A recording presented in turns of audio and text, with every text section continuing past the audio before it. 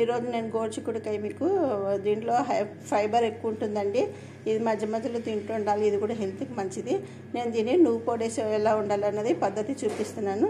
నేను ముందుగా ఏం చేసుకున్నానంటే గోరుచిక్కుడుకాయ శుభ్రంగా క్లీన్ చేసేసుకొని చిన్న చిన్న ముక్కలు కట్ చేసుకొని కుక్కర్లో 2 విజిల్లు రానిచ్చి పక్కన పెట్టేసుకుంటాను.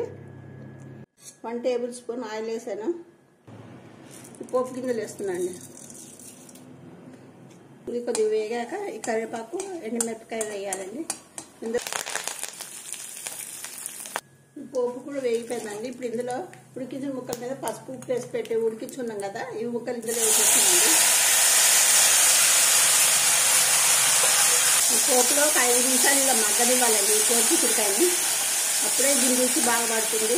మొత్తం పోపు వాసన మంటది హైలో పెట్టేసుకోవాలండి. హైలో పెట్టేసుకొని కొద్దిగా కారం కూడా వేసుకోవాలి. ఇప్పుడు కొద్దిగా వేసుకోవాలి.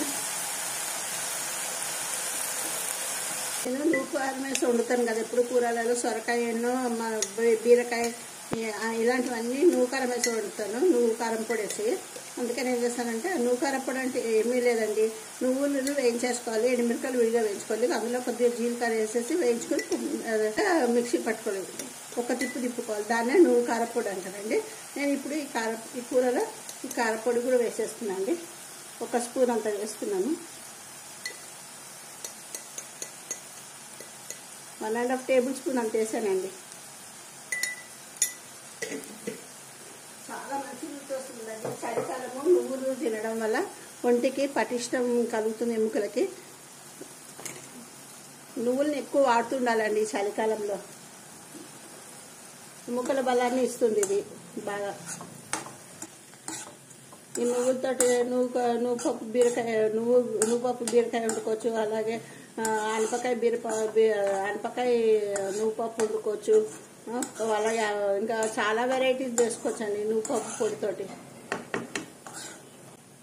ఇలా సిమ్లో ఒక 5 నిమిషాలు ఉంచేద్దామండి.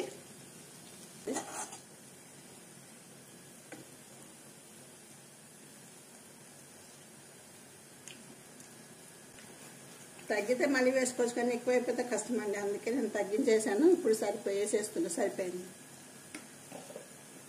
ఇంతేనండి, కూర అయిపోయింది. బౌల్లోకి మార్చేసుకుందాం.